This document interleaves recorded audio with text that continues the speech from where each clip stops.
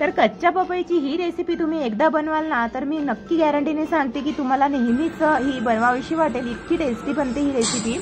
तर सर्वात प्रथम मी इथे काय केलेलं आहे, तांदूळ घ्यायचे 1 वाटी आणि 1 वाटी तांदूळ स्वच्छ धुवून आपण थोडा वेळ भिजवत ठेवायचे। तर अगोदर स्वच्छ धुवून घेतले, त्यानंतर मी भिजत ठेवलेले आहे साईडला तांदूळ। आता आपण बाकीची तयारी करूया। तर हे बघा, मी इथे घेतलेली आहे कच्ची पपई। ही जी पपई आहे ना पूर्णपणे आपल्याला कच्चीच घ्यायची आहे, म्हणजे अर्धवट पिकलेली वगैरे अजिबात घ्यायची नाही, नाहीतर आपल्या रेसिपीची जी पदार्थाची चव आहे ना ती बदलेल। तर ही कच्ची पपई अगोदर स्वच्छ धुवून घेतली मी, त्यानंतर हे बघा अशा प्रकारे कट करून घ्यायची। आणि तुम्ही बघू शकता ही बघा, ही कच्ची पपई आहे ना पूर्णपणे कच्ची आहे। नाहीतर बरेचदा काय होतं, आपण मार्केटमधून आणतो तर अर्धवट पिकलेली वगैरे असते, तशी नाही घ्यायची आपल्याला, पूर्णपणे आपल्याला ही कच्ची घ्यायची आहे। तर ही अशा प्रकारे मी कापून घेतली। त्यानंतर आता आपण याचे छिलके वगैरे काढून घेऊया। अगोदर थोडे असे लांबट आकाराचे तुकडे करून घ्यायचे आणि याचे छिलके काढून आतील ज्या थोड्या बिया वगैरे असतात ना, कोवड्या बिया, त्या वगैरे सर्व आपण काढून घ्यायच्या आहेत।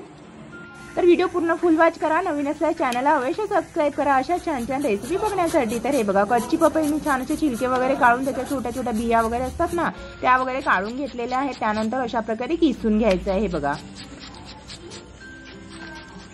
अगदी झटपट तयार होते ही रेसिपी आणि तुम्ही नाश्त्याला बनवू शकता किंवा संध्याकाळी चहा सोबत बनवू शकता, मुलांना टिफिन मध्ये सुद्धा अधूनमधून देऊ शकता। तर हे बघा, जी पपई आहे ना आपण मस्त अशी किसून घेतली आणि हे तांदूळ आहेत ना मी स्वच्छ धुतल्यानंतर असे ताटामध्ये थोडे पसरवून घेतले।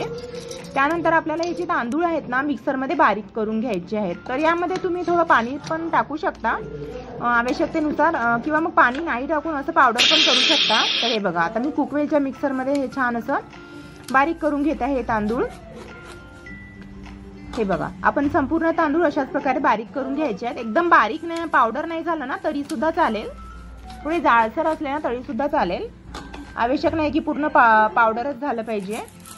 तर आता आपण बाकीची तयारी करूया। तर हे बघा, इथे मी कांदे घेत आहे। तर आजकाल कांदे ना इतके खराब कांदे येतात मैत्रिणींनो, काळपट कांदे। तर याचे छिलके वगैरे काढून मी स्वच्छ धुवून घेतले। तर हे बघा, लागल्या हातानेच मी हे जे छिलके वगैरे आहेत ना ओट्यावरून, किचन काउंटरवरून कचरा पेटीमध्ये टाकत आहे, म्हणजे आपला ओटा सुद्धा तेव्हाच्या तेव्हा क्लीन होतो आणि मग नंतर सर्व आपली स्वयंपाक वगैरे झाल्यानंतर पसारा दिसत नाही ओट्यावर, त्यामुळे लागलीच मी असा जो पसारा आहे ना डस्टबिनमध्ये टाकत असते, म्हणजे कचरा वगैरे। आता हे बघा, अशा प्रकारे मी कांदे मिरच्या छान अशा बारीक कट करून घ्यायच्या आहेत आपल्याला। हिरव्या मिरच्या तुम्ही तुमच्या आवडीप्रमाणे टाका, म्हणजे किती प्रमाणात तुम्ही तिखट खाता, कोणाकोणाला खूपच झणझणीत हवं असतं ना। आणि कोथिंबीर सुद्धा टाकलेली आहे आता किसलेल्या काकडीमध्ये।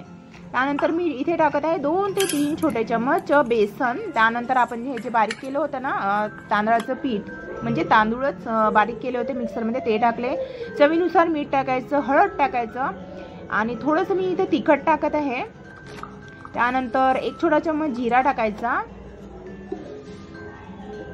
त्यानंतर मी इथे 1 छोटा चम्मच ओवा टाकलेला आहे आणि तीळ टाकायचे। तीळ थोडे भरपूर टाकायचे, पांढरे तीळ थोडे भरपूर घ्यायचे, तिळामुळे आपल्या रेसिपीला ना खूप छान टेस्ट येते। त्यानंतर मी चिमूटभरशी काळे मिऱ्याची पूड टाकलेली आहे। आता हे सर्व असं छान मिक्स करून घ्यायचं। आता ही जी आपली किसलेली पपई आहे ना थोडी ओलसर आहे, त्यामुळे पाणी वगैरे टाकण्याची गरज नाही आहे। तर तुम्हाला आवश्यकता जर वाटली तर थोडं पाणी टाकून छान असं मिक्स करून घ्यायचं, जसं वडे वगैरे तयार करण्याकरता आपण मिक्सचर तयार करतो ना त्याप्रमाणे हे छान असं भिजवून घ्यायचं। आणि त्यानंतर मी पॅनमध्ये तेलसुद्धा गरम करण्यासाठी ठेवलेलं आहे आणि आता हाताला थोडं पाणी लावायचं आणि हे बघा, लांबट आकाराचे किंवा मग चौकोनी आकाराचे, त्रिकोणी आकाराचे, गोल किंवा कोणत्याही तुम्हाला हव्या त्या आकारामध्ये हे जे कबाब आहेत ना तुम्ही छान असे थापून घ्यायचे हातावर। मी थोडे चौकोनी आकाराचे हे थापून घेते हातावर आणि हे बघा मंद आचेवर, मंद म्हणजे मीडियम आचेवर हे जे आहे ना कबाब पपईचे छान असे तळून घ्यायचे। आता मी तर इथे इंडक्शनवर करत आहे, जर तुम्ही गॅसवर करत असाल तर मीडियम फ्लेमवर हे वडे छान असे तळून घ्यायचे। हे बघा, मस्त आपले इथे पपईचे वडे तयार झालेले आहेत।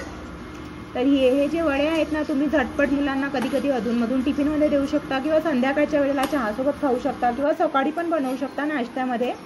एखाद्या वेळेस चटपटीत खायला काही हरकत नाही, हो की नाही मैत्रिणींनो। तर हे बघा, वडे मी छान असे मंद मीडियम आचेवर छान असे तळून घेत आहे।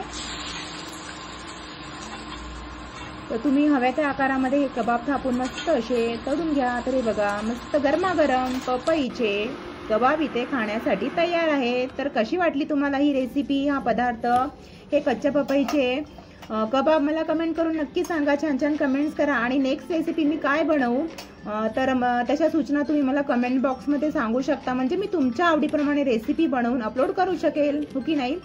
तर हे कबाब आवडले असतील ना तर प्लीज लाईक करा, शेअर करा आणि छान छान कमेंट्स करून सांगा. नवीन असलेल्या चॅनलला अवश्य सबस्क्राईब करा. सोबतच साईडला बेल आयकॉन असते ना, ती सुद्धा प्रेस करा नवीन व्हिडिओच्या नोटिफिकेशनसाठी. आणि कमेंटच्या बाजूला हाईपचं बटन असते, ते सुद्धा दाबून सहकार्य करावे अशी सर्वांना विनंती. तर भेटूया नेक्स्ट रेसिपीमध्ये. तेव्हापर्यंत स्वस्त राहा, हसत राहा, मजेत राहा, काळजी घ्या. Bye bye.